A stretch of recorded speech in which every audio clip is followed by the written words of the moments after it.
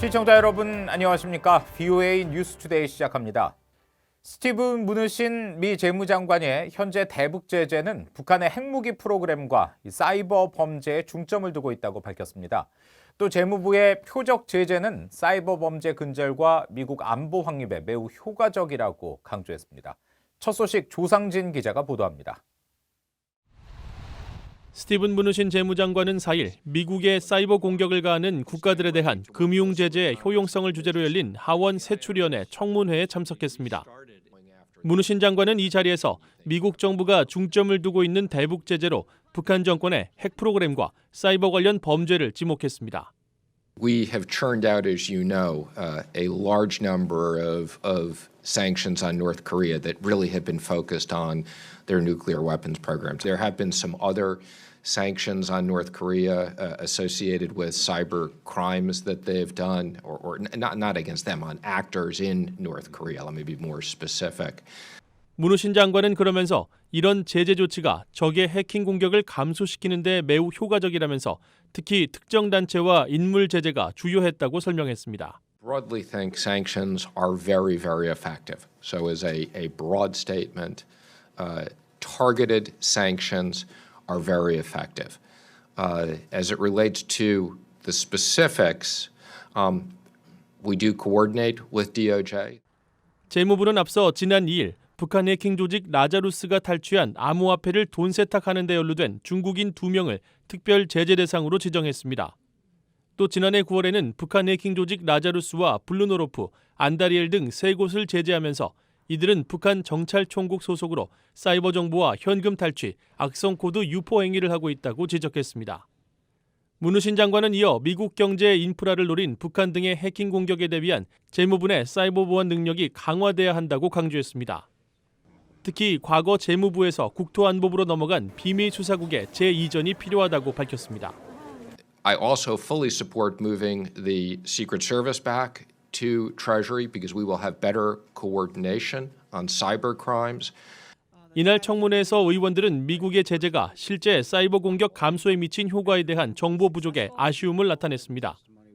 의원들은 그러면서 대북 제재의 실효성을 파악하고 반영할 수 있는 재무부 차원의 정책 변화 필요성을 강조했습니다. VOA 뉴스 조상진입니다. 북한의 대량 살상 무기 WMD 불법 자금 조달의 핵심 거점은 중국이라는 지적이 나왔습니다.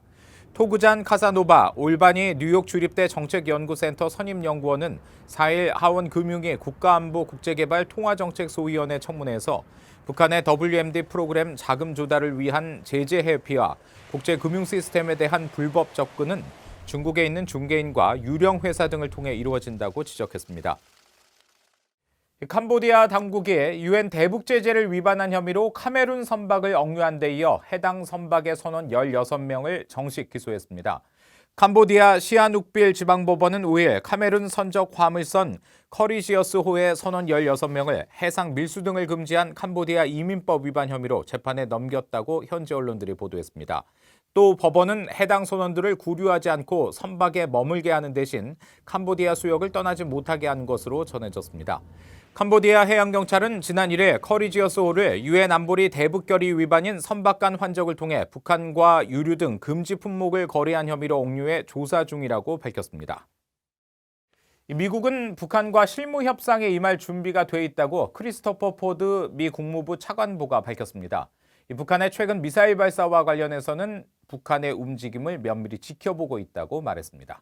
김영교 기자가 전해드립니다. 크리스토퍼 포드 국무부 국제안보 비확산 담당 차관보는 5일 핵 확산 금지 조약 NPT 발효 50주년을 맞아 뉴욕에서 화상으로 연결한 기자 간담회에서 북한 문제에 대한 미국의 입장을 재확인했습니다.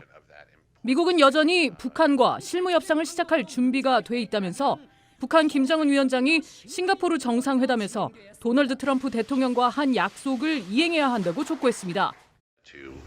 In which they will, one hopes, implement the commitments made in Singapore and allow us to move forward towards the kind of negotiated solution that our senior officials from President Trump all down have been calling for some time.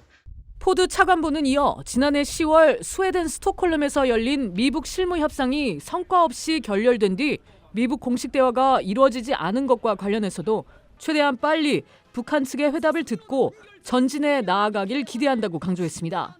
But I can assure you that from an interagency and a departmental perspective, we are ready and prepared for trying to make those commitments in Singapore into a reality on the ground as soon as possible.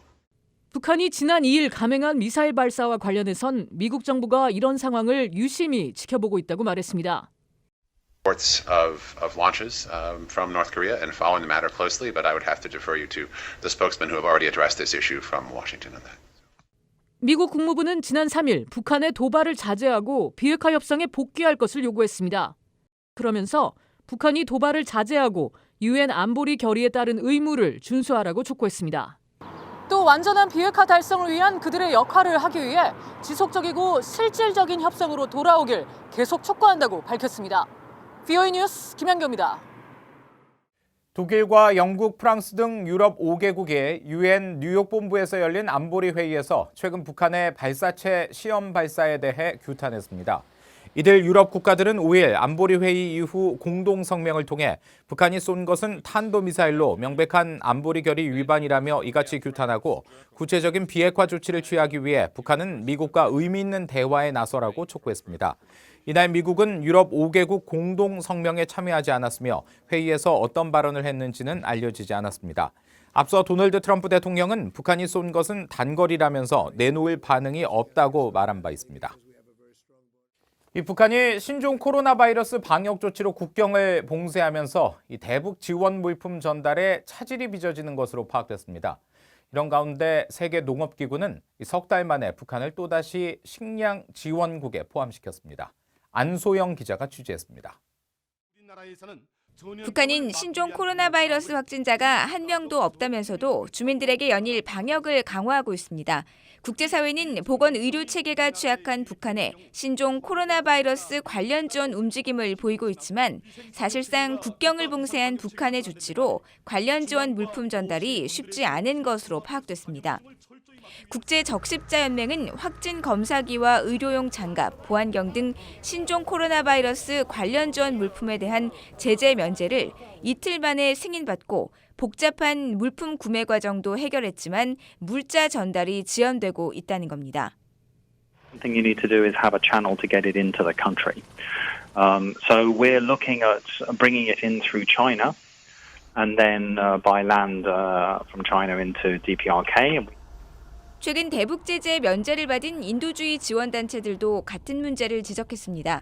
북한에서 결핵치료 사업을 벌이는 한 지원단체는 북한의 국경 폐쇄로 지원 물품 조달 등 활동이 어려워질 것이라고 밝혔습니다. 앞서 한국 국정원은 북한의 7,000명에서 8,000명을 자체 격리시킨 것으로 파악했습니다. 이런 가운데 식량농업기구 FAO는 5일 작황전망과 식량 상황 1분기 보고서를 내고 석 달 만에 또다시 북한을 식량 지원국으로 재지정했습니다. 그러면서 전체 북한 주민의 40%인 약 1,000만 명에 대한 식량 지원이 시급하다면서 올해 식량 부족을 메우기 위한 식량 수입량을 158만 5천 톤으로 예상했습니다. 식량 지원국에 포함된 국가는 44개로 아시아에서는 북한을 포함해 이라크와 미얀마, 방글라데시 등 8개 나라가 지정됐습니다. 앞서 북한의 김정은 위원장은 지난해 말 노동당 전원회의를 통해 북한의 농작물 생산이 전례 없는 대풍이라고 주장했습니다. FAO의 북한 현지 농작물 수확량 조사는 북한의 거부로 6년째 이루어지지 못하고 있어 원격 탐사 장비 등을 이용해 식량 상황을 추정하고 있습니다. VOA 뉴스 안소영입니다. 신종 코로나 바이러스 감염증이 확산하는 가운데 일본이 한국과 중국에서 오는 입국자들에 대해 특정 장소 격리와 무비자 입국 중단 등 입국 규제를 강화하기로 했습니다. 아베 신조 일본 총리는 5일 코로나 대책본부 회의에서 오는 9일부터 이달 말까지 중국과 한국에서 오는 입국자들에 대해 검역 소장이 지정한 장소에서 2주간 대기하고 국내 대중교통을 이용하지 말 것을 요청하기로 했다고 한국 언론 등이 보도했습니다. 일본 정부는 또 한국 등 일부 국가에 대해 일본 입국을 거부하는 지역을 확대하고 현재 한국인에 대해 적용 중인 90일 이내 무비자 입국을 한시적으로 중단한다는 방침도 한국 측에 전한 것으로 알려졌습니다. 한국 외교부에 따르면 3월 6일 기준으로 한국발 외국인들에 대해 입국 금지 조치를 취한 나라와 지역은 43곳, 격리 조치 12곳, 검역 강화 등은 45곳으로 나타났습니다.